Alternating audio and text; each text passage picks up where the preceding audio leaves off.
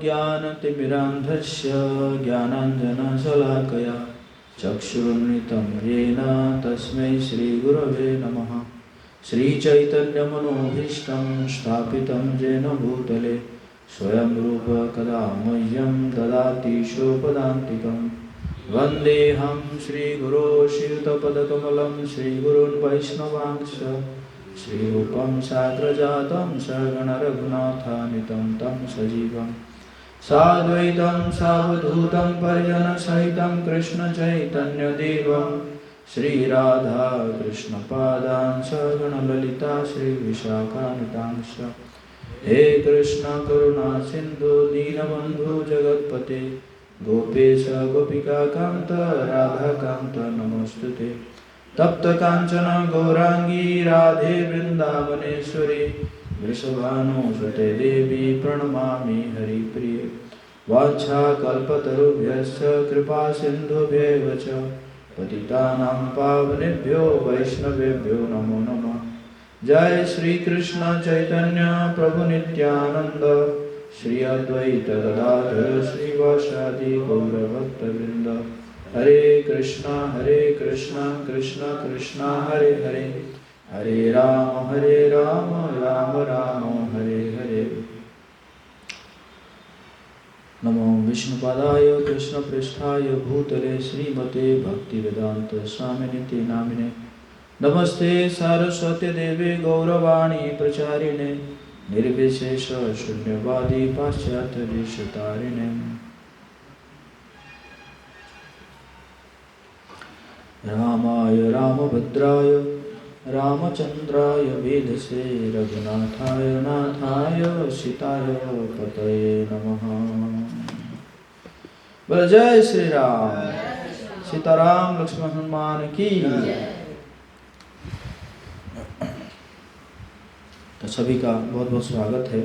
आज के इस राम कथा का पहला दिन है और हम लोग अभी सुबह शाम 2 समय राम कथा करेंगे। संपूर्ण रामायण, हम वाल्मीकि रामायण और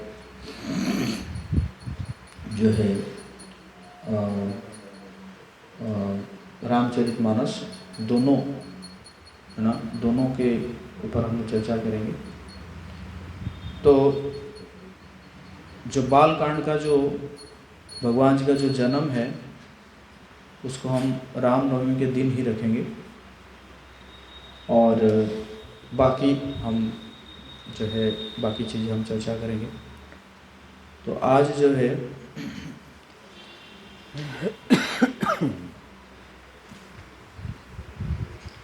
तो आज हम लगभग भगवान जी का मतलब वाल्मीकि रामायण कैसे लिखा गया और फिर भगवान कैसे जो है बचपन से लेकर फिर जो भगवान जनकपुर तक जा रहे हैं वहाँ तक हम चर्चा करने का प्रयास करेंगे।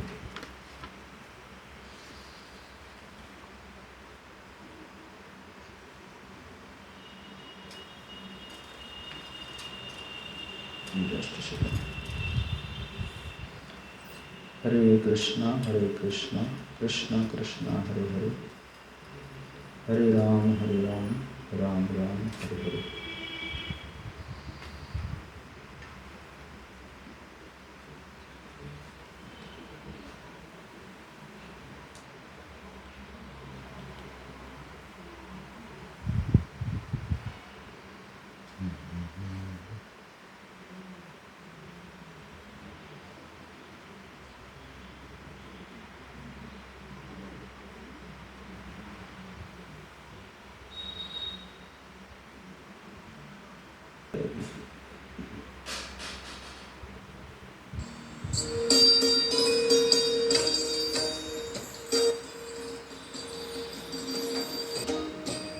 रामचरितमानस में शिल जो तुलसीदास जी कहते हैं कि जो राम कथा है, ये राम कथा का क्या क्या फायदा करता है राम कथा।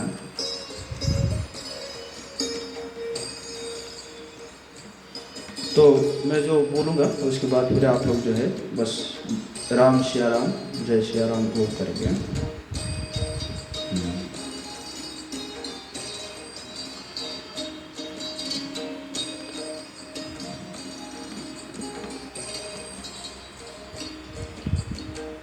राम कथा सुंदर करतारी, संशय विहग उड़ाग बनिहारी। राम सिया राम सिया राम जय जय राम, राम सिया राम सिया राम जय जय राम। राम कथा कली बिटप कुठारी,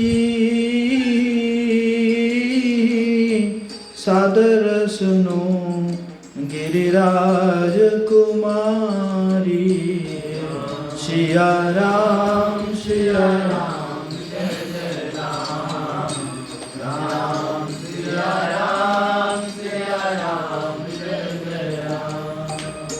राम नाम गुण चरित सुहाए,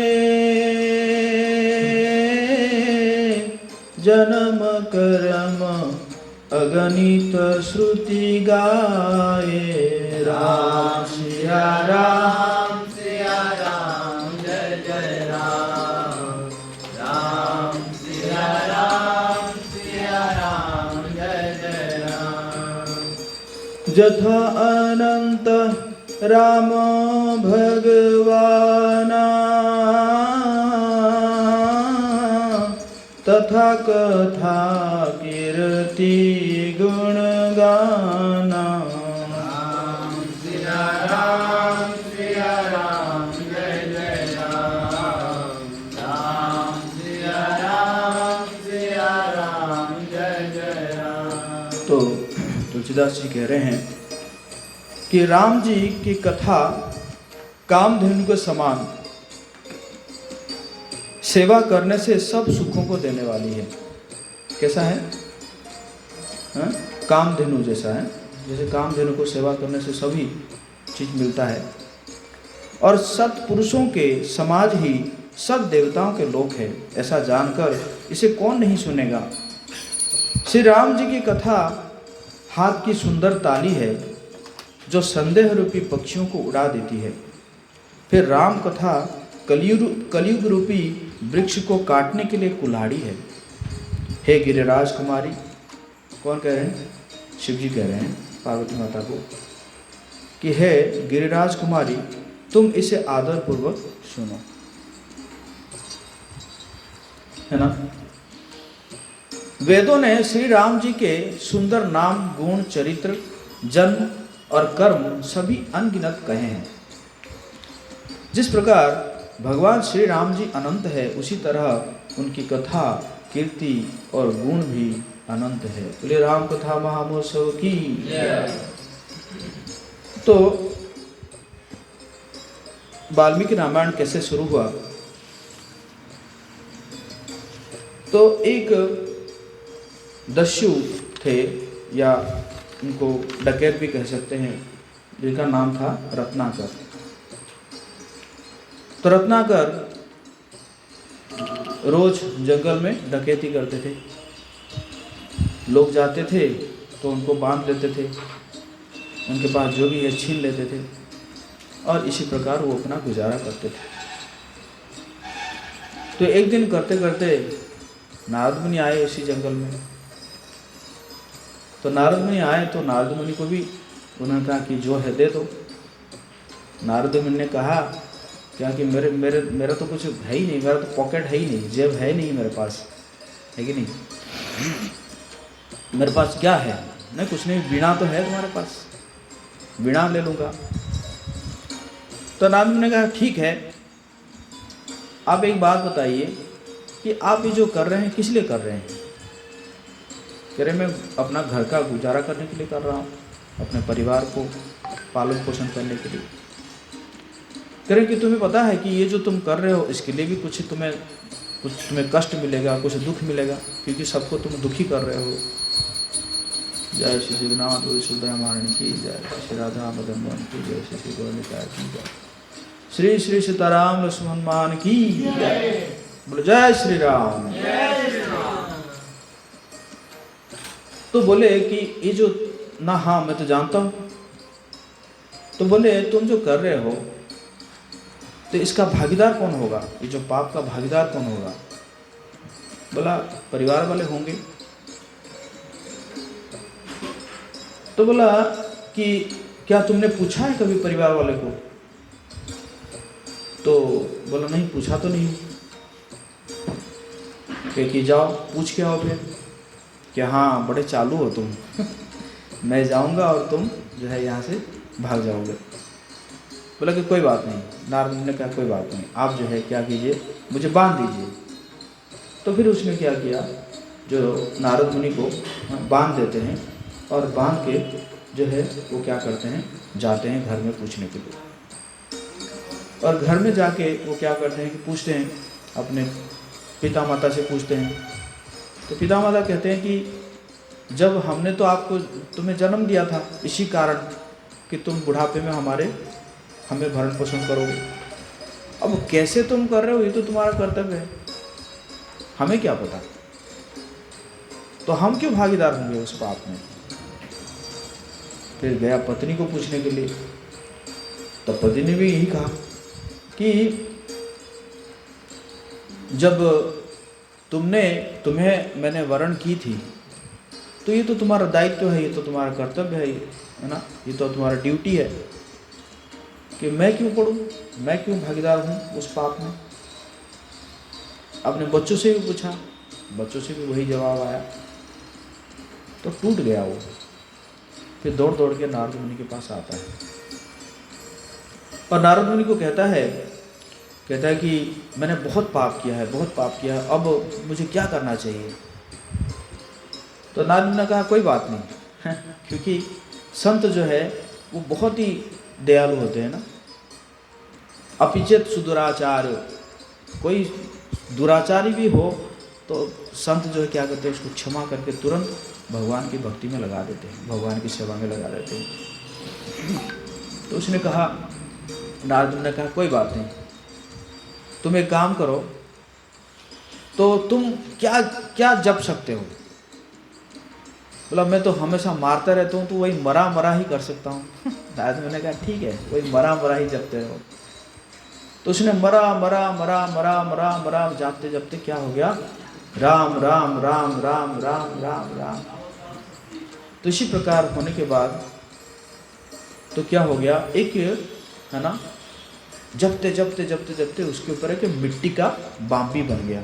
एक्चुअली वाल्मीकि का मतलब ही यही है, क्या है, मिट्टी का बाम्बी है ना, जिसे होता है ना दीमक जो है वो बना देते हैं, तो उसी प्रकार उसका बन गया। और तो इसी प्रकार रत्नाकर जो है वो क्या बन गए, वाल्मीकि ऋषि बन गए, भगवान का नाम जपते जपते। फिर तो वाल्मीकि जो है वो उनका आदि कवि कहा जाता है। तो एक समय में उनके गुरु नारद मुनि आए उनसे मिलने के लिए। तो जब नारद मुनि आए तो उन्होंने अपने गुरु को प्रणाम किए। नारद ऐसे कहते हैं कि नारद का मतलब क्या है, जिनका एप्लीकेशन कभी रद्द नहीं होता नारद है, मतलब उन्होंने किसी को भी भक्त बनाए हैं, है कि नहीं। जैसे उन्होंने प्रहलाद महाराज जी को भक्त बनाए, कैसे, जो कि माँ के गर्भ में थे, गयादु के गर्भ में थे ना प्रहलाद महाराज। उन्होंने ध्रुव को भक्त बनाए, जो कि किस लिए दौड़ रहे थे कि उनको ब्रह्मा जी से भी बड़ा लोक चाहिए। तो उसी प्रकार तो नारद मुनि जो है इनको भी भक्त बनाए, रत्नाकर को भी भक्त बनाए। तो नारद मुनि जब पहुँचते हैं तो तुरंत वाल्मीकि उनको एक प्रश्न पूछते हैं कि अभी जो है, अभी के समय में कौन है सबसे शक्तिशाली, कौन है सबसे वीर्यवान, कौन है सबसे चरित्रवान, कौन है जिसको देवता लोग भी डरते हैं। कौन है जो कि 3 लोक को जो है वो पालन कर सकता है। तो इसी प्रकार जो है नारद वाल्मीकि किनको प्रश्न पूछ रहे हैं? नारद मुनि को प्रश्न पूछ रहे हैं। तो नारद मुनि कहते हैं कि अभी के समय में वो है राम, जो कि ये सारे जितने भी आपने प्रश्न पूछा है सबको वो फुलफिल करते हैं। तो क्या होता है कि फिर उन्होंने पूरे जो राम का जो चरित्र है उन्होंने सूत्रखंड में एक अध्याय में, जिसे वाल्मीकि रामायण में पहला अध्याय है, उसी में पूरा सूत्र रूप में वो बता देते हैं, भगवान राम जी का चरित्र को बता देते हैं। और इतना कहकर वो जो है नारद मुनि वहाँ से प्रस्थान करते हैं। फिर क्या होता है कि एक बार वाल्मीकि अपने शिष्य भरद्वाज ऋषि के साथ तमसा नदी के किनारे बैठे हुए थे। और बैठे हुए थे, बहुत शांति से बैठे हुए हैं, और उसी समय एक शिकारी आता है और उस शिकारी जो है एक तीर मारता है। 2 पक्षी बैठे हुए थे, क्रॉस पक्षी, जो कि मतलब मेल फीमेल ऐसे 2 पक्षी बैठे हुए थे। तो वो क्या करता है कि तीर मारता है और उसमें जो पुरुष पक्षी है वो पुरुष पक्षी को लग जाता है और वो गिर जाता है, और जो फीमेल पक्षी है वो क्या करती है, बहुत ज़ोर से चिल्लाने लगती है, रोती है। तो वाल्मीकि जी को जो है बड़ा गुस्सा आता है। तो गुस्सा आता है तो तुरंत उनके मुंह से निकल जाता है, माँ निषाद। माँ निषाद मतलब हे शिकारी, तुमने जो है 2 पक्षी जो है वो प्रेम कर रहे थे, उनको दुख पहुंचाया है, तो इसलिए तुम ज़्यादा दिन तक जीवित ना रहो। इस प्रकार जो है उनके मुंह से क्या निकल जाता है, श्राप निकल जाता है। उसके बाद फिर वो सोचने लगते हैं कि ऐसा कैसे हो गया कि मेरे अंदर जो है ऐसा क्रोध आ गया और मैंने जो है उसको श्राप दे दिया। और फिर सोचते सोचते वो देखते हैं कि ये वो जो शब्द कहे हैं माँ निषाद, ये जो है अनुष्ठुप छंद में बनाया गया है, और जिसका एक और लक्ष्य भी, एक और जो है उसका अर्थ भी ये है कि माँ निषाद का अर्थ है कि माँ अर्थात लक्ष्मी जिनके साथ निशी मतलब हमेशा, लक्ष्मी जिनके साथ हमेशा रहती है वो कौन है, नारायण। लक्ष्मी नारायण या सीताराम, आपका यश युग युग तक चलता रहे, उसका एक और मीनिंग भी ऐसा निकलता है। तो ऐसे सोच रहे हैं और उसी समय वहाँ पे ब्रह्मा जी आके पहुँचते हैं, और ब्रह्मा जी ने कहा कि आपको पश्चाताप करने की आवश्यकता नहीं है।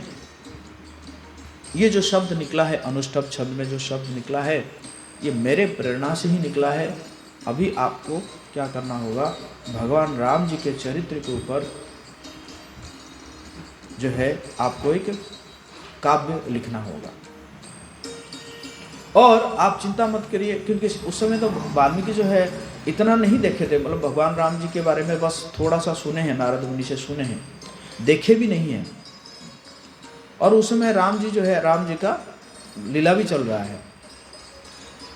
तो ब्रह्मा जी ने कहा कि मेरे आशीर्वाद से तुम्हारे हृदय में क्या होगा कि भगवान राम जी का जो सारा चरित्र है वो सारा चरित्र क्या होगा कि स्फुरित होगा। तो इसी कारण तुम जो है उसको लिखते जाओगे। तो फिर वाल्मीकि ने क्या किया कि लिखना शुरू किए। तो इसी प्रकार उन्होंने ये जो रामायण को लिखे 24,000 श्लोक में लिखे। कितने लिखे? 24,000 श्लोक, है ना। हम पूरा भागवतम पढ़ते हैं 18,000 श्लोक है, जिसमें कई अवतारों का लीला है। लेकिन उन्होंने, वाल्मीकि जी ने सिर्फ भगवान राम जी के चरित्र को लिखे हैं, कितना? 24,000 श्लोक में लिखे हैं। तो इसमें आता है कि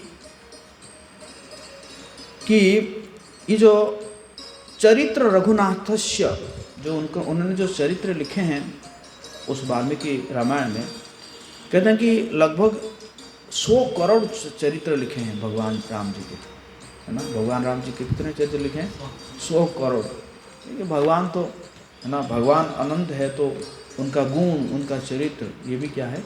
अनंत है। और उसमें कह रहे हैं कि इवन अगर एक अक्षर भी जो है वो क्या कर सकता है? महापातक नाशनम, सारे पापों को नाश कर सकता है। और ये जो इसको हमारे संत लोग कहते हैं कि जो रामायण है, ये रामायण कहते हैं कि जो वाल्मीकि है वो एक पहाड़ जैसा है, और ये जो रामायण है, जो जिन्होंने वाल्मीकि जो लिखे हैं, वो क्या है? वो नदी जैसा है, और उस नदी वो क्या कर रहा है? पूरे संसार को जो है पवित्र कर सकता है। तो इस प्रकार जो है वाल्मीकि जी ने इसको लिखे। अब क्या हुआ कि लिख तो दिए, अब इसको प्रचार कौन करेगा? क्योंकि लिखा तो हो गया, तो इसको प्रचार कैसे होगा? लोगों के पास पहुंचेगा कैसे? तो उस समय फिर उनके पास जो है सीता माता रह रही थी, और सीता माता के 2 पुत्र उस समय प्रकट हो गए थे, जिनका नाम था लव और कुश। तो जैसे ही उन्होंने लव कुश को देखे, तो उनके मन में आया, काम करता हूँ, सबसे पहला, है ना, चैरिटी बिगिंस एट होम सबसे पहले क्या करता हूँ कि उन्हीं को सिखाता हूँ, ये दोनों बच्चों को ही सिखाता हूँ। तो लव कुश को जो है वाल्मीकि जी क्या करते हैं, पूरे 24,000 जो श्लोक है, वो 24,000 श्लोक को उनको जो है सिखाते हैं। तो लव कुश जो है वो पूरा 24,000 श्लोक को सुनने के बाद, सीखने के बाद, वो क्या करते हैं कि गली गली में जाते हैं, गांव गांव में जाते हैं, और पूरा वाल्मीकि जो रामायण है उस रामायण को श्लोक रूप में वो गाते रहते हैं। और धीरे धीरे बहुत लोगों को स्वीट लगता है, बहुत मधुर लगता है कि इसको सुनने के लिए। और करते करते एक बार कुछ संत लोग जो है अयोध्या जा रहे थे, तो बोले कि बच्चों को बोले कि आप भी जो है हमारे साथ अयोध्या चलो।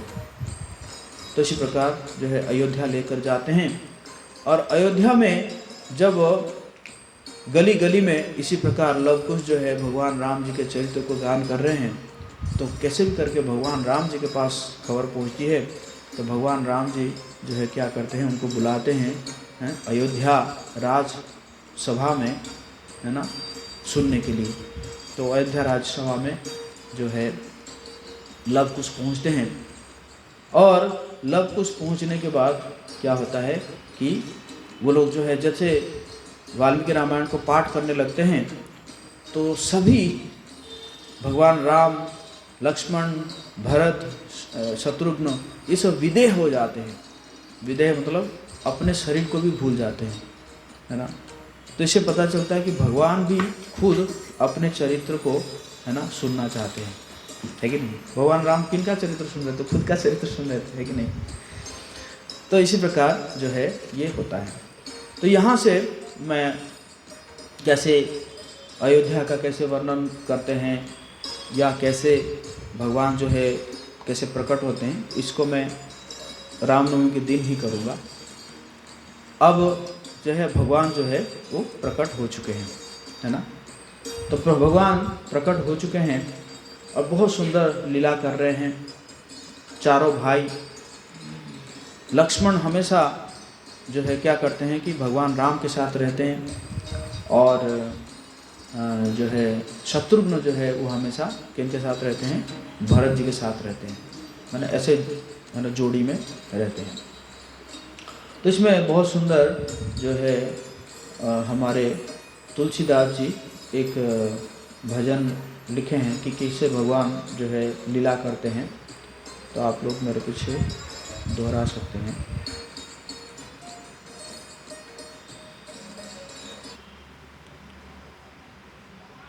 ठुमक चलत रामचंद्र, बाजत पैजनिया ठुमक चलत रामचंद्र। बाजत पैजनिया ठुमक चलत रामचंद्र। बाजत पैजनिया ठुमक चलत रामचंद्र। ठुमक चलत रामचंद्र। बाजत पैजनिया ठुमक चलत रामचंद्र। किले के उठत धाय गिरत भूमि लटपटाय। किल के उठत धाय गिरत भूमि लटपटाय। धाय मात गोद लेत धाय मात गोद लेत दशरथ की रानिया। दशरथ की रानिया ठुमक चलत रामचंद्र। बाजत पैजनिया ठुमक चलत रामचंद्र। अंचल रज अंग झारी विविध भांति सोदुलारी। अंचल रज अंग झारी विविध भांति सोदुलारी। तन मन धन बारी बारी तन मन धन बारी बारी।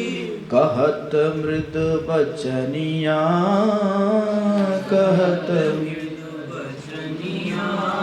ठुमक चलत रामचंद्र। बाजत पैजनिया ठुमक चलत रामचंद्र। बाजत पैजनिया विद्रुम से अरुण अधर बोलत मुख मधुर मधुर।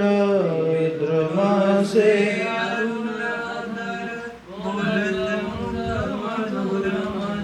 सुभग नासिका में चारु सुभग नासिका में चारु। लटकत लटकनिया लटकत लटकनिया ठुमक चलत रामचंद्र। बाजत पैजनिया ठुमक चलत रामचंद्र। बाजत पैजनिया तुलसीदास अति आनंद देख के मुखारविंद। तुलसीदास अति आनंद देख के मुखारविंद। रघुवर छवि के समान रघुवर छवि के समान।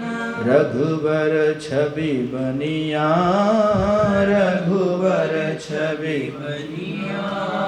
ठुमक चलत रामचंद्र। बाजत पैजनिया ठुमक चलत रामचंद्र। बाजत पैजनिया ठुमक चलत रामचंद्र। बाजत पैजनिया ठुमक चलत रामचंद्र। बाजत पैजनिया। तो इस प्रकार भगवान राम और उनके 3 भाई बड़े हो जाते हैं।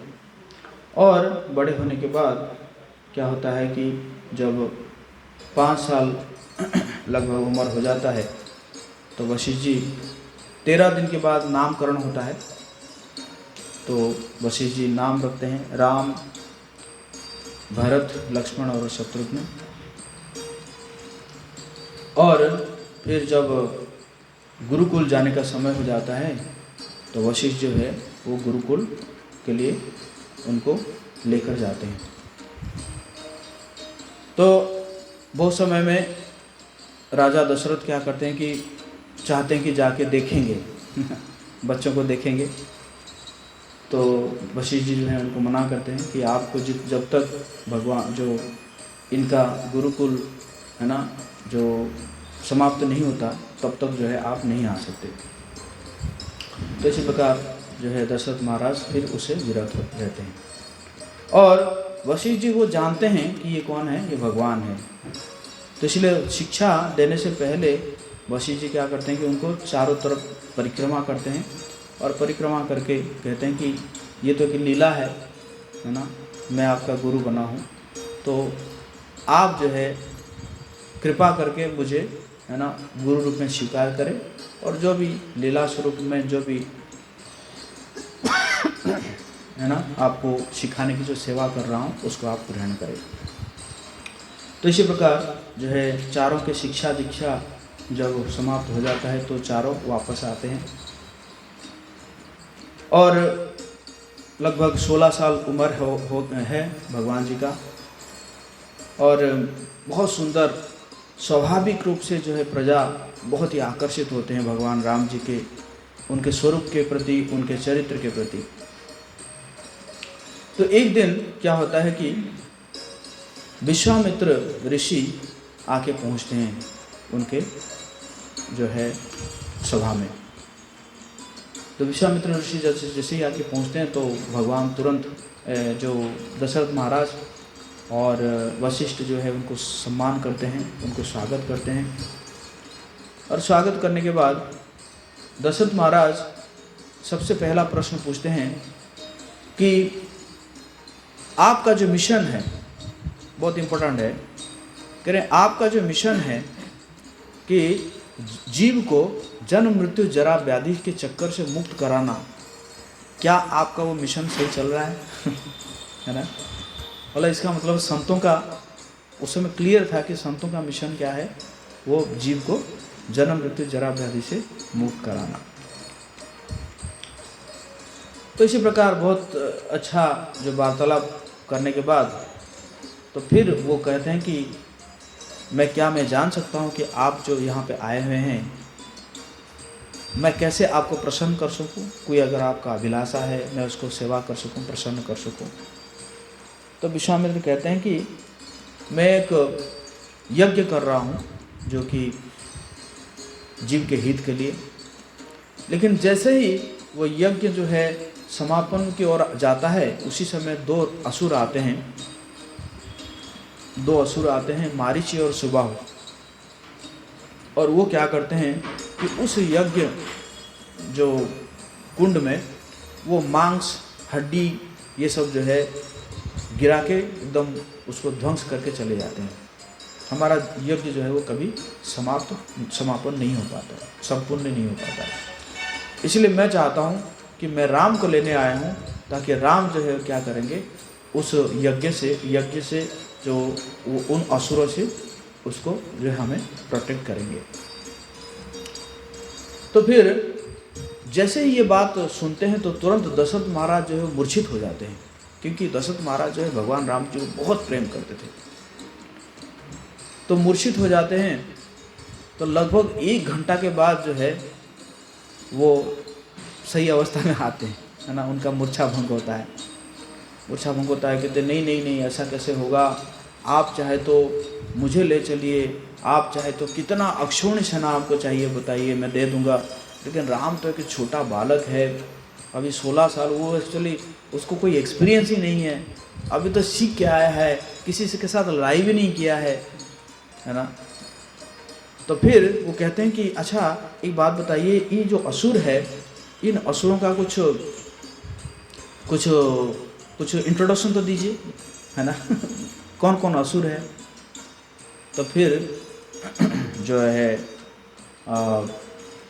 ये बोलते हैं कि ये जो है वो रावण के ही है ना, जो है रावण का ही असुर है, रावण उनका राजा है, मारीची और सुबाहु।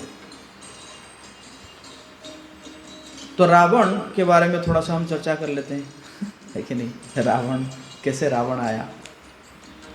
तो एक पुलस्त ऋषि जो है वो एक ऋषि थे, तृणबिंदु उनके आश्रम में वो तपस्या कर रहे थे। त्रिबिंदु का आश्रम जो है बहुत सुंदर था। तो उस आश्रम में पुलस्त्य ऋषि जो है तपस्या कर रहे थे। तो कई बार अप्सराएं जो है उस ये क्या बोलते हैं जो आश्रम में आ जाते हैं, थोड़ा सा मतलब जो नेचुरल ब्यूटी है उसको एंजॉय करने के लिए। तो उससे जो है पुलस्त्य ऋषि को जो है बड़ा डिस्टर्बेंस होता था। तो पुलस्त्य ऋषि ने कहा ऐसे बोले कि कल से अगर तुम लोग आओगे ना, मैं जिसको देख लूँगा तुम गर्भवती हो जाओगे। तो अप्सराएं जो है वहाँ से भागे। तो अप्सराओं को तो पता था, तो वो तो भाग गए। लेकिन जो तृणबिंदु की जो बेटी थी, पुत्री थी, उसको तो पता नहीं था। वो दूसरे दिन वो गई और उनके सामने खड़ी हो गई और उसको पुलस्त्य ऋषि देखे और वो जो है तुरंत गर्भवती हो गई। तो जैसे गर्भवती हो गई तो वो आके बोली मुझे तो पता नहीं है, अपने पिताजी को मुझे तो पता नहीं वो कैसे, मैं तो मतलब मुझे पता ही नहीं है मैं कैसे गर्भवती हो गई। तो तृणबिंदु जो है वो आंखें बंद करके देखते हैं कि ये तो पुलस्त्य ऋषि का श्राप है। फिर वो आके पुलस्त्य ऋषि को कहते हैं कि देखिए आपने तो अप्सरा को श्राप दिए थे, लेकिन इसको तो पता नहीं था, ये आ गई तो ये अब गर्भवती हो गई, अब आपको इसको ग्रहण करना पड़ेगा। तो पुलस्त्य ऋषि जो है उनको ग्रहण करते हैं और उसके बाद उनसे एक पुत्र का जन्म होता है जिसका नाम था विसर्भा। विसर्भा का मतलब है जो कि वेद को श्रवण करता है, बहुत ध्यान से। विसर्भा वेद को जो श्रवण करता है उसको बोलते हैं, है ना। तो विसर्भा, तो विसर्भा का जन्म होता है। और बाद में फिर विसर्भा के जो पुत्र होते हैं वो कुबेर होते हैं, है ना। कुबेर जो है विसर्भा के पुत्र होते हैं। तो असुर कुल में 3 व्यक्ति थे उस समय, माली, मालावान और सुमाली। माली, मालावान, सुमाली से सुमाली जो है सोचा कि हमारे असुर कुल जो है धीरे धीरे नष्ट हो रहा है, कोई अगर ब्राह्मण मिल जाता है तो उस ब्राह्मण के जो वीर से अगर कोई ऐसा हमारा एक संतान जन्म हो जाता है तो फिर हमारे जो है कुल का आगे, है ना, बढ़ पाएगा, असुर कुल जो है आगे बढ़ पाएगा। तो क्या कर जो सुमाली अपनी पुत्री कैक्सी को कहता है कि तुम जाओ और विसर्भा से जो है तुम एक पुत्र संतान प्राप्त करो। तो कैक्सी जो है वो विसर्भा के पास आती है और ऐसा समय में आती है कि बहुत खराब समय में आती है और संतान मांगती है। तो विसर्भा कहते हैं कि तुम संतान तो ठीक है, बट ऐसे समय में तुम आए हो, अब जो संतान है तुम्हारे वो सब पूरे संसार में उपद्रव मचाएंगे। तो फिर कैक्सी प्रार्थना करती है कि कम से कम एक पुत्र जो है मेरा भक्त बन जाए, है ना। तो फिर जो है पहला जो संतान उत्पन्न होता है उसका नाम रखा जाता है 10 ग्रीवा, क्योंकि उसका 10 क्या था, 10 सिर था। और फिर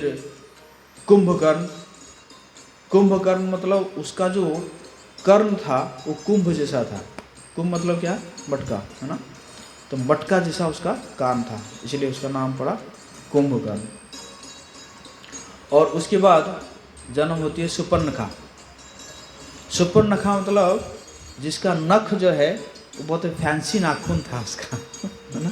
सूप जैसा नाखून, सूप समझ रहे हैं ना, कि वो जो ये थे जो कुटाई उधर, हाँ। और उसके बाद फिर खरदूषण, फिर उसके बाद जन्म होते हैं विभीषण। तो उन्होंने तो कहा था, कैक्सी ने मांगा था कि एक बेटा कम से कम भक्त बने, तो इसी कारण विभीषण जो है क्या बनते हैं, भक्त बनते हैं जन्म से। तो इसी प्रकार ये संतानों का जन्म हो गया। और एक दिन जो है कुबेर वो आए थे अपने पिताजी के पास, विसर्भा के पास, पुष्पक विमान लेकर आए थे। और कुबेर उस समय लंका जो है पूरा सोने का लंका के वो राजा थे। तो ये कैक्सी देखती है कि देखो एक तो मेरे बेटे जो है वो खिचड़ी खाते हैं, फूड फॉर लाइफ से जो भी आ जाता है, और ये देखो मेरे जो है मेरी सौत के बेटा है जो कि पुष्पक विमान में घूमता है और सोने का लंका है उसके पास। तो कैक्सी जो है इन बच्चों को कहती है कि तुम लोग तपस्या करो ताकि ये कुबेर जैसा तुम्हें बनना है। फिर जो है सारे पुत्र और संतान को क्या करते हैं, जाते हैं ब्रह्मा जी को प्रसन्न करने के लिए। तो ब्रह्मा जी को प्रसन्न करने के लिए बहुत घोर तपस्या करते हैं, और घोर तपस्या करने के बाद क्या होता है कि ब्रह्मा जी प्रसन्न होते हैं और आते हैं। तो ब्रह्मा जी आते हैं तो कहते हैं कि हे दशग्रीवा, आपको क्या वरदान चाहिए मांगिए। उसने बोला कि मेरा अगर सिर कट जाए तो वो दोबारा आ जाना चाहिए, और मुझे कोई नहीं मार सके, बस उसमें मुझे यक्ष ना मार सके, मुझे देवता ना मार सके, मुझे किन्नर ना मार सके। और बोला कि मानव और बानर ये तो मेरा क्या करेंगे, ये तो मेरा भोजन का चीज़ है ना। तो इन दो लोगों को छोड़ के बाकी कोई मुझे मार ना सके। इस प्रकार उसने वरदान मांगा। तो ब्रह्मा जी ने कहा तथास्तु। उसके बाद बारी किसका है वर मांगने का? कुंभकर्ण का। तो कुंभकर्ण कहता है मैं भी तपस्या किया हूँ ब्रह्मा जी, मुझे भी वरदान चाहिए। तो देवता लोग देखे कि इसका इतना भारी शरीर और ये अभी ही परेशान कर रहा है, और आगे वरदान पाने के बाद कितना परेशान करेगा। तो देवताएं जो है तुरंत आके ब्रह्मा जी के कान में कहते हैं कि ब्रह्मा जी, इनको जो वरदान दोगे ना थोड़ा संभाल के देना पड़ेगा, क्योंकि ये आगे जाके बड़ा परेशान कर देगा, इसका इतना भारी शरीर है। तो ब्रह्मा जी तुरंत जो है सरस्वती जी को कहते हैं कि तुम जाओ और इसके है ना जो है कंठ में बैठ जाओ। तो सरस्वती माता बैठ जाती है, और कि देवताओं के हित के लिए जो है वो उससे बुलवा देना। तो उसको तो चाहिए था इंद्रासन, तो वो मांग रहा था इंद्रासन, लेकिन सरस्वती माता के कारण उसने कहा ब्रह्मा जी मुझे निद्रासन चाहिए। और ब्रह्मा जी भी तुरंत मतलब कुछ सोचे नहीं, तुरंत क्या कहे तथास्तु। तो रावण ने कहा कि इतना तपस्या किया, अब सोता रहेगा कैसे चलेगा ऐसे, कुछ ना कुछ तो होना चाहिए, तपस्या का फल सोने का मिल गया। तो ब्रह्मा जी ने कहा मैं क्या करूँ। तो फिर ब्रह्मा जी ने कहा ठीक है, 6 महीने में बस एक दिन मतलब जगेगा और फिर 6 महीना सोता रहेगा। और उसी प्रकार जो है फिर सुपर्णखा। तो सुपर्णखा ने कहा ऐसा है कि मैं अपने रूप चेंज कर सकूं, मैं बहुत सुंदर दिख सकूं और मैं ऊपर उड़ सकूं। तो इसी प्रकार उसने वरदान मांगा, तो ब्रह्मा जी ने उसको सैंक्शन कर दिया। उसके बाद फिर विभीषण की बारी आई। तो विभीषण जो है उन्होंने कहा कि मुझे भक्ति चाहिए कि मैं बचपन से ही भगवान की भक्ति कर सकूं। तो इसी प्रकार जो है सबको वरदान मिल गया। अब जैसे ही रावण को वरदान मिल गया तो एक दिन कुबेर आए, पुष्पक विमान लेकर आए। तो ब्रह्मा जी का रावण ने कहा कि देखो, कुबेर वैसे भाई तो था है ना, देखो भाई सबसे पहले तो लंका छोड़ दो, अब मैं लंका का राजा बनूंगा। और तो कुबेर ने जाके पूछे अपने पिताजी को विश्वकर्मा को कि ऐसा है, भाई कह रहा है कि लंका का राजा बनने के लिए, लंका छोड़ने के लिए। तो विश्वकर्मा ने कहा कि देखो अभी तो उसको ब्रह्मा जी का वरदान है, तो इसलिए आप जो है उसको छोड़ दो। तो फिर वो लंका छोड़ के जैसे ही पुष्पक विमान में जाने लगे तो फिर रावण बुलाया, कह रहा कि वॉकआउट, पैदल चल के जाओ क्यों, ये विमान मैं रखूँगा। तो कुबेर उसको भी छोड़ के फिर चले जाते हैं।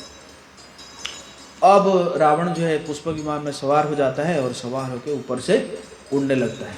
और उड़ते देखता है कि सबसे पहला देखता है कि एक कोई जो है स्त्री नीचे से क्या कर रही है, नीचे तपस्या कर रही है। और उसका जटा बन गया है, बहुत जटा बन गया है। तो सबसे पहले पुष्प विमान उतार के वहाँ आता है और आके पूछता है कि तुम किसके लिए तपस्या कर रहे हो, तो और तुम्हारा नाम क्या है?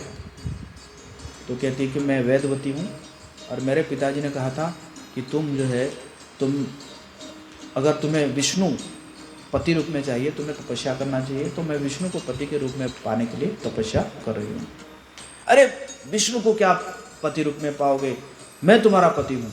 ऐसे करके वो क्या करता है, जटा को पकड़ लेता है ना, वेदवती का जटा को पकड़ लेता है। तो वेदवती क्या करती है कि अपने हाथ को जो तलवार जैसे बना लेती है योग शक्ति से, और जटा को जो है वो काट देती है। और काटने के बाद कहती है कि तुमने मुझे क्योंकि छू लिया, अब मैं ये शरीर नहीं रखूँगी, लेकिन ध्यान रखना मैं ही तुम्हारे मृत्यु का कारण बनूँगी। तो इसी प्रकार जो है वो वहाँ से अपना शरीर को है ना समाप्त कर देती। तो वही वेदवती जो है वो क्या बनती है, छाया सीता बनती है ना। जैसे सीता माता जो गई थी ना, तो सीता माता एक्चुअली में सीता माता नहीं गई थी रावण के साथ, है ना। ये उसमें भी वर्णन है, वराह पुराण में वर्णन है। इसको चैतन्य महाप्रभु भी, जब चैतन्य महाप्रभु कुरुक्षेत्र गए थे, तो वहाँ पे एक ब्राह्मण जो है वो क्या करता था कि वो रामायण पढ़ता था, और जिस दिन उसने सुना कि रावण जो है सीता माता को घसीट कर लेकर गया, तो उसी दिन से उन्होंने खाना पीना छोड़ दिया। ऐसा कैसा है कि रावण का इतना हिम्मत है, वो जो है सीता माता को छू लिया उसने, सीता माता इतना पवित्र है। तो चैतन्य महाप्रभु जो है वो वहाँ पे उनको कहते हैं कि असली में ये सीता माता नहीं थी, ये छाया सीता थी। और बाद में फिर जो है चैतन्य महाप्रभु और कहीं जाते हैं, तो वहाँ पे जो वराह पुराण में ये मिलता है, ये जो रेफरेंस मिलता है, तो उसको लाकर फिर महाप्रभु जो है उस ब्राह्मण को दिखाते हैं कि ये देखो वराह पुराण में लिखा हुआ है, इसी प्रकार जो सीता थी वो असली सीता नहीं थी, छाया सीता थी। तब जाके वो ब्राह्मण जो है फिर अच्छे से खाने पीने लगता है। तो वो जो वेदवती जो है वो क्या बनी थी, छाया सीता बनी थी। तो ठीक है, फिर वो जो है रावण फिर आगे चलता है, वो देखता है कि कैलाश पर्वत जो है, कैलाश पर्वत देखता है तो खुजली होने लगता है, शक्ति हो गया ना बहुत ज़्यादा। तो क्या करता है कि वो कैलाश पर्वत को जो है हिलाने लगता है, एकदम उंगली घुसा के उसको उठाने के प्रयास करता है। जैसे ही हिलता है तो पार्वती माता ऊपर बैठी हुई थी, तो पार्वती माता जो है वो गिर जाती है, भगवान शिव के गोद में गिर जाती है। तो भगवान शिव ने नीचे देखा कि कौन है ये तो भगवान शिव ने जस्ट अपने उंगली को ऐसे दबा दिए, ऐसे उंगली को दबा दिए कि उसका रावण का हाथ जो है वो फंस जाता है। वो फिर रोने लगता है, रोने लगता है, बहुत ज़ोर से रोने लगता है। वो रोने के कारण इसी समय उसका नाम पड़ता है रावण। एक्चुअली अभी नाम क्या था पहले, दशग्रीवा, लेकिन ये रोदन के कारण उसका नाम पड़ता है रावण। रावण मतलब जो खुद भी रोता है और दूसरों को भी रुलाता है। तो और बहुत ज़ोर से रोने लगता है। और इससे पहले जो नंदी है, तो नंदी ने भी उसको मतलब सतर्क किया था, वार्न किया था कि ऐसे मत करो। तो बोला हे चुप रह कहीं का बानर। तो नंदी ने भी श्राप दे दिया, कहता देख मुझे बानर कहा ना तू, तो आगे जाके ये बानर ही तुझे बहुत परेशान करेंगे, है ना, मतलब बहुत परेशान हो जाएगा इन्हीं बानर से। तो जो भी है, तो रावण के जो अनुचर थे उन्होंने कहा कि आप एक काम करिए, शिव जी जो है आशुतोष है उनको प्रार्थना कीजिए, और तो प्रार्थना कीजिए ताकि जो है वो प्रसन्न हो जाए। तो फिर बहुत स्तुति करता है शिव जी का, बहुत स्तुति करता है, दोष स्तुति करता है, तो शिव जी जो है उसको छोड़ देते हैं। फिर रावण फिर आगे जाता है, तो वो देखता है रंभा को देखता है। रंभा एक अप्सरा है, तो रंभा को देखता है और जाके जो है कहता है कि तुम मेरी पत्नी बन जाओ। रंभा कहती है कि देखो मैं आपके भाई है कुबेर के पुत्र है मणिग्रीव, और मैं मणिग्रीव की पत्नी हूँ, तो उसी प्रकार मैं आपकी बहू हुई ना, तो मैं आपकी पत्नी कैसे बनूंगी। तो अप्सराएं थोड़ी किसी के बहू होते हैं, अप्सराएं तो भोग करने के लिए होते हैं। तो ऐसे ज़बरदस्ती वो क्या करता है, बलात्कार करता है, जो रंभा का बलात्कार करता है, करके वहाँ से चला जाता है। तो जैसे ही मणिग्रीव को पता चलता है तो मणिग्रीव कहते हैं कि इसके साथ तो लड़ाई तो कर नहीं सकते क्योंकि बहुत शक्तिशाली हो गया है। तो फिर उन्होंने एक श्राप देते हैं कि आगे से कोई भी स्त्री को अगर तुम जो है उसके बिना अनुमति से छुओगे तो तुम जो है क्या हो जाओगे, बिना अनुमति से उसको बलात्कार करोगे तो तुम क्या हो जाओगे, तुम्हारी मृत्यु हो जाएगी। तो ये जो है उसको रावण को पता चलता है और इसी कारण वो कभी भी जो है ये क्या भगवान ये सीता माता को कभी वो ज़बरदस्ती नहीं करता था। उसके बाद फिर चला जाता, फिर यमराज यमलोक में चला जाता है और यमलोक में जाके यमराज जी के साथ जो है लड़ाई करने लगता है। सोचता कि इसी को मार दूंगा तो फिर क्या हो जाऊंगा, अमर हो जाऊंगा, और तो यही तो मारने वाले हैं ना। तो उनके साथ लड़ाई करने लगता है। तो लड़ाई करते करते यमराज जी जो है चले जाते हैं यमदंड लाने के लिए, और फिर ब्रह्मा जी जो है वहाँ पे पहुँचते हैं और फिर यमराज को समझाते हैं कि मैं इसको वरदान दिया हूँ तो इसका मृत्यु का अभी समय नहीं हुआ है। तो इसी प्रकार फिर रावण जो है फिर वहाँ से वापस आ जाता है। तो ये जब ये रावण के बाद जब सुनते हैं, दशरथ महाराज जब सुनते हैं तो तुरंत कहते हैं कि नहीं नहीं नहीं, रावण बहुत भयानक है। हाँ, रावण जो है इससे पहले भी अयोध्या में आक्रमण किया था। उस समय अर्नब करके एक राजा थे अयोध्या में, और उनको भी उसने क्या कर दिया था, मार दिया था। तो इसलिए अर्नब जो है उन्होंने भी एक श्राप दिए थे कि देखो हमारे कुल के कोई है जो कि तुम्हारी मृत्यु का कारण बनेंगे। तो वो भी एक श्राप था। तो दशरथ महाराज कहते कि नहीं नहीं, वो तो बहुत भयानक है, मैं नहीं दूंगा, सॉरी, है ना, आई कांट हेल्प यू, मैं आपको सहायता नहीं कर सकता। तो जैसे इतना बात बोलते हैं तो तुरंत जो है विश्वामित्र बहुत भड़क जाते हैं, एकदम क्रोधित हो जाते हैं। क्रोधित होकर दशरथ जी को कहते हैं कि अरे मूर्ख, तूने ऐसा जो है आज पहली बार ऐसा हुआ है, तुमने जो है वचन तोड़ा है। तुम पहले मुझे बोले थे कि मुझे सहायता करोगे और तुम फिर अपने वचन से मुकर रहे हो, ये पहली बार ऐसा हुआ है ना। और मैं इस अधम जगह में नहीं रहूँगा, मैं इस जगह को छोड़कर चला जाता हूँ। इसी प्रकार जब विश्वामित्र चलने लगते हैं तो वशिष्ठ जो है वो समझाते हैं दशरथ महाराज को, कहते हैं कि यार देखो, ये विश्वामित्र जो है ये चाहे तो उन असुरों को मार सकता है, लेकिन ये राम को इसलिए लेकर जा रहे हैं ताकि राम का यश बढ़े, और इनके पास भी बहुत सारे जो है क्या है, बहुत सारे दिव्य अस्त्र है, और वो भी क्या करेंगे, राम को देंगे। और तीसरी बात है कि आप सोच रहे हो ना इनका विवाह कैसे होगा, विवाह कैसे होगा, यही देखो इनके लिए विवाह कन्या ढूंढेंगे। तब तो दशरथ महाराज बहुत प्रसन्न हो जाते हैं। फिर दशरथ महाराज जो है भगवान राम जी को, है ना, उनको आदेश करते हैं जाने के लिए। और लक्ष्मण तो राम जी के बिना नहीं रह सकते, तो इसलिए दोनों चलते हैं। तो दोनों चल रहे हैं सरयू नदी के तट पर। चलते जो है लगभग 20 किलोमीटर चलने के बाद विश्वामित्र कहते हैं कि आप थोड़ा आचमन कर लीजिए, मैं आपको 2 शक्ति देता हूँ, बला और अति बला, जिससे क्या होगा कि आपको कभी थकान महसूस नहीं होगा और आपको कभी बुढ़ापा नहीं आएगा। तो फिर वहाँ पे जैसे ही विश्वामित्र जो है भगवान राम जी को ये दोनों शक्ति देते हैं तो भगवान राम जी का जो तेजस जो है और बढ़ जाता है। उसके बाद फिर आगे चलते हैं और चलते फिर जो है एक जगह में पहुंचते हैं। बहुत सुंदर एक आश्रम देखते हैं, और आश्रम देखने के बाद भगवान राम पूछते हैं कि ये कौन सा आश्रम है। तो विश्वामित्र कहते हैं कि यही वो आश्रम है जहाँ पे कामदेव जो है वो शिव जी को मोहित करने के प्रयास किया था, और इसी कारण शिव जी क्या किए थे, कामदेव को पूरा भस्म कर दिए थे।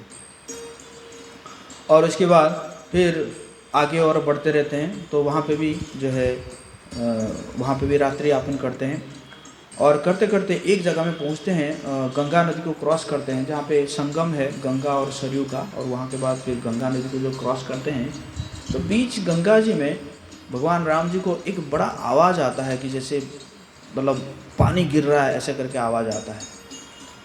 तो फिर पूछते हैं कि ये क्या, कौन सा आवाज़ आ रहा है। तो फिर विश्वामित्र कहते हैं कि ये जो ब्रह्मा जी अपने मानस से एक सरोवर बनाए थे जिसका नाम है मानस सरोवर, मन से, तो वो मन मानस सरोवर जाके जब आके यहाँ पे आता है तो उसी का ये आवाज़ है। और उसके बाद फिर जो है आगे और बढ़ते रहते हैं, एक और बढ़ते रहते हैं, और बढ़ने के बाद जो है एक वन देखते हैं कि बहुत निर्जन वन देखते हैं। तो निर्जन वन देखते हैं तो उसको भी पूछते हैं कि ये ऐसा वन जैसे देखने से भय लग रहा है, ये वन, ये कौन सा वन है। तो फिर विश्वामित्र कहते हैं कि ये इंद्र जो है वृत्तासुर को मारने के बाद तो उसको ब्रह्म हत्या का जो है पाप लग गया, और उस ब्रह्म हत्या के पाप लगने का कारण देवताओं ने उनको जो है गंगा जल में स्नान कराया मंत्र पढ़ के, और उस गंगा जल को लाकर जो है वो क्या किए कि इसी जगह में फेंक दिए थे, इसीलिए ये वन जो है वो निर्जन है। लेकिन इंद्र के वरदान से ये बहुत समृद्धशाली है, और यहाँ पे मालदा और करुषा नामक 2 समृद्धशाली राज्यों का भी स्थापना हुआ है। लेकिन समस्या क्या है कि यहाँ पे एक ताड़का असुरनी आ गई है, और जो कि लोगों को बहुत परेशान करती है। तो मैं चाहता हूँ कि ये ताड़का का आज जो है आप वध कीजिए। तो भगवान ने कहा कि जैसी आपकी आज्ञा। तो भगवान क्या करते हैं कि अपने धनुष को है ना खींचते हैं, जो उसको खींच के जब छोड़ते हैं तो इतना आवाज़ होता है, इतना आवाज़ होता है, पूरा एकदम जैसे लगता है कि पूरा ब्रह्मांड हिल जाता है। तो वो आवाज़ जब जाके पहुंचता है ताड़का की गुफा में, तो ताड़का जो है वो क्या करती है कि दौड़ दौड़ के गुफा से निकल आती है, और निकल आती है, और आने के बाद फिर वो भगवान राम की ओर आती है। तो भगवान राम जो है कहते हैं कि नहीं, इसको तो मैं मारूंगा नहीं, इसका जो है मैं क्या करूंगा, कुछ क्योंकि स्त्री है इसलिए मारूंगा नहीं, मैं क्या करूंगा, इसका अंग काट दूंगा। तो फिर वो अंग काटने के प्रयास करते हैं भगवान, और वो जो है वो है ना अदृश्य हो जाती है, और अदृश्य आने के बाद कुछ पत्थर कंकड़ सब गिराने लगती है। और फिर ऐसे करते करते शाम हो जाता है। तो विश्वामित्र कहते हैं कि देखिए आप जो है रात होने के बाद असुर की शक्ति जो है क्या हो जाएगी, बढ़ जाएगी, है ना। तो इसलिए आप जो है इसको मतलब बेहिचक इसको मार दीजिए। कुछ संत कहते हैं कि राम मतलब कहते हैं कि आगे जाके कृष्ण लीला में आप पहले ही जो है स्त्री को ही मारोगे, है कि नहीं, किसको, पुतना को। तो इसलिए पहले ही परंपरा शुरू कर दीजिए। तो फिर जो है भगवान राम क्या करते हैं कि उसको मार देते हैं, ताड़का को मार देते हैं। और उसके बाद फिर जो है जो जाके सिद्धाश्रम में पहुंचते हैं। तो भगवान देखते हैं कि बहुत सुंदर आश्रम है। तो फिर पूछते हैं कि ये क्या है, कि फिर कहते हैं कि ये सिद्धाश्रम है जहाँ पे मैं रहता हूँ, विश्वामित्र कहते हैं। और यहाँ पे पहले भगवान वामन देव जो है यहीं पे रहते थे। तो इसी कारण ये आश्रम जो है बहुत सुंदर है, और इसको आप अपना ही समझ जाइए। उसके बाद जब राम लक्ष्मण आ गए तो फिर हवन यज्ञ शुरू होता है, और यज्ञ शुरू होने के बाद लगभग 6 दिन तक कोई समस्या नहीं है। लेकिन जैसे ही पूर्ण आहुति दिया जाएगा, और उसी समय क्या होता है कि वो जो अग्नि है वो थोड़ा सा है ना, थोड़ा ज़्यादा है ना आता है उसमें से, तो इससे पता चलता है कि कुछ विघ्न आने वाला है।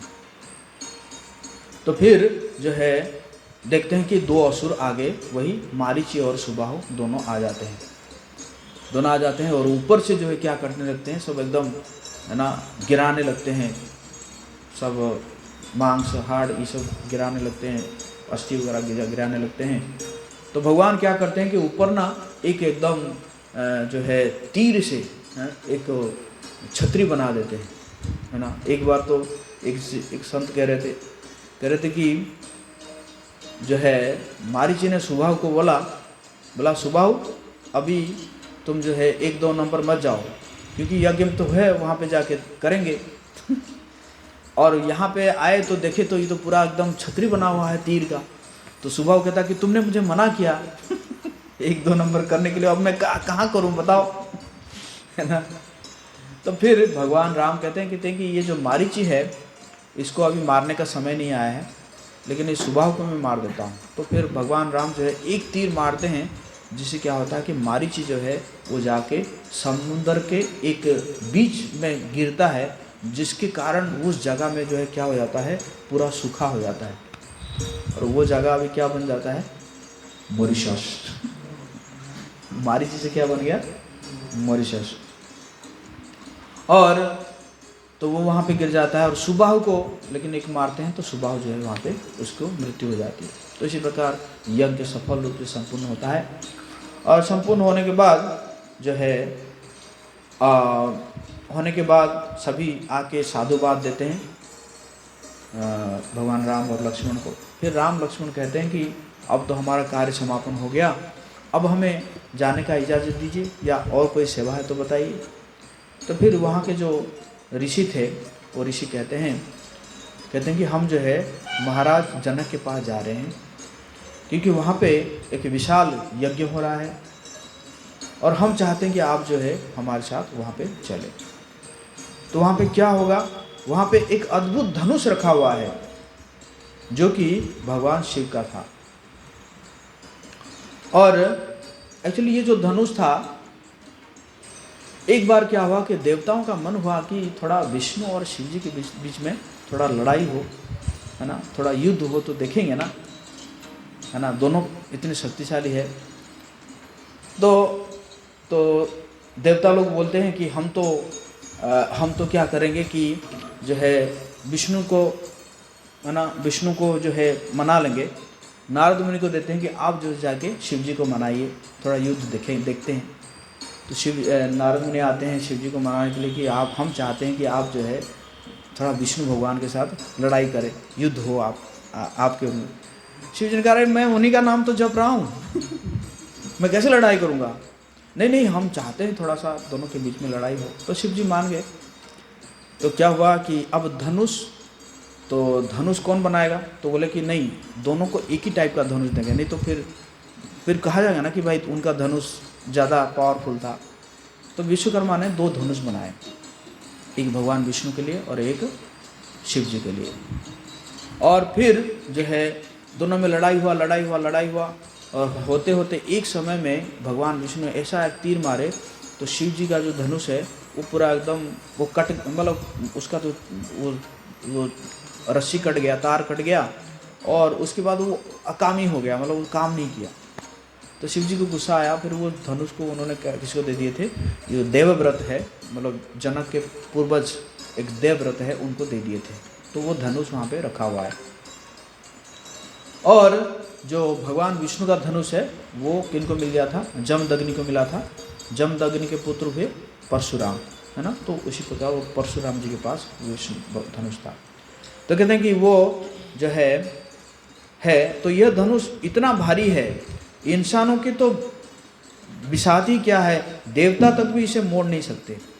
यह धनुष बहुत लंबे समय से मिथिला में है और इसे एक वेदी पर स्थापित करके फूलों, चंदन के लेप और अन्य शुभ वस्तुओं से इसकी आराधना की जाती है।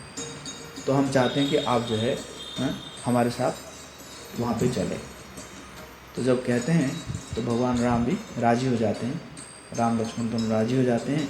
और राजी होने के बाद उनके साथ जनकपुर की ओर प्रस्थान करते हैं। श्री राम कथा महामहोत्सव की जय।